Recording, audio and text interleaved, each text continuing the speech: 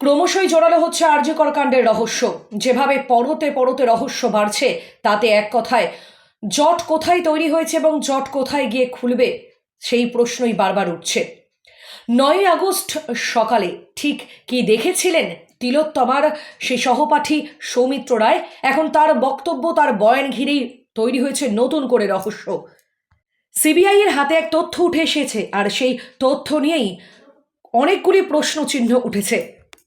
এমনিতেই কেন্দ্রীয় ফরেন্সিক ল্যাবের রিপোর্ট অনুযায়ী যা বলা হয়েছে তাতে তো সকলেই চমকে উঠেছেন, এবং সেই সেমিনার হল যাকে নাকি ক্রাইম সিন বলা হতো, সেটি নাকি আদতে ক্রাইম সিন নয় এমনটাও দাবি করা হয়েছে।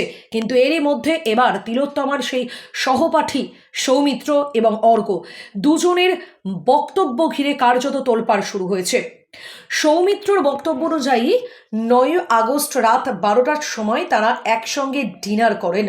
রাত 2টোর সময় তিলোত্তমা নাকি সেমিনার হলে ঘুমোচ্ছিলেন এবং অসুস্থতার কথা জানিয়ে এক রোগীর তিলোত্তমাকে ঘুম ভাঙান, এবং আরও এক চিকিৎসককে নাকি ফোনও করতে বলেছিলেন তিলোত্তমা। এরপর রাত 2:19 সেখানে পিজিটি অর্ক নাকি তিলোত্তমাকে লাল কম্বলে ঘুমোতে দেখেন।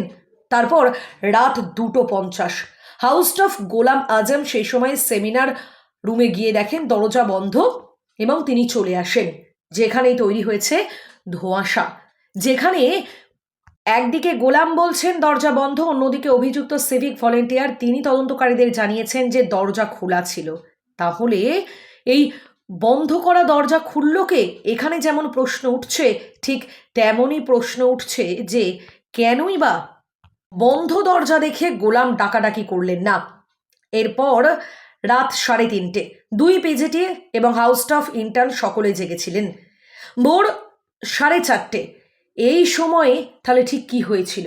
অর্থাৎ 3:30 থেকে 4:30 এই সময়টাকে কি কাজে লাগানো হয়েছিল? এই সময় কি নৃশংস ঘটনা ঘটেছিল? এমন প্রশ্ন উঠছে। কিন্তু অর্ক বা সৌমিত্র কারোরই কোনো রকমের বক্তব্য পাওয়া যায়নি। পরের দিন সকালে নাকি 9:35 সৌমিত্র সে নাকি সেমিনার হলে যায় এবং সেমিনার রুমের টেবিলের পিছনে অস্বাভাবিক অবস্থায় তিনি দেখতে পান তিলোত্তমাকে।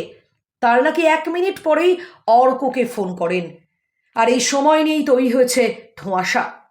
একদিকে সৌমিত্র দাবি করেছেন 9:37 তিনি সেমিনার রুমে তিলোত্তমাকে অস্বাভাবিক অবস্থায় দেখেন, আর অন্যদিকে 9:30টার সময় নাকি ফোন এসেছিল। অর্ক এমনটাই দাবি করেছে। ব্যাস, এই 7 মিনিটের ব্যবধানে ঠিক কি হয়েছিল? প্রসঙ্গত উল্লেখ্য, আরজি কর কাণ্ডের পর তিলোত্তমার সহপাঠীদের বয়ান নিয়ে বারবার প্রশ্ন উঠেছে।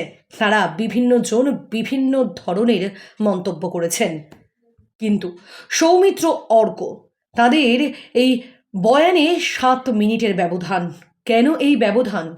তারা কি সত্যি কথা বলছে, নাকি তাদের বক্তব্যেও কোনো ধোঁয়াশা রয়েছে? এমনই প্রশ্ন উঠছে। তারা কি এই পুরো ঘটনাটা জানতো, নাকি তারা কিছুই জানতো না? নানান রকমের প্রশ্ন এখন ঘোরাফেরা করছে, কিন্তু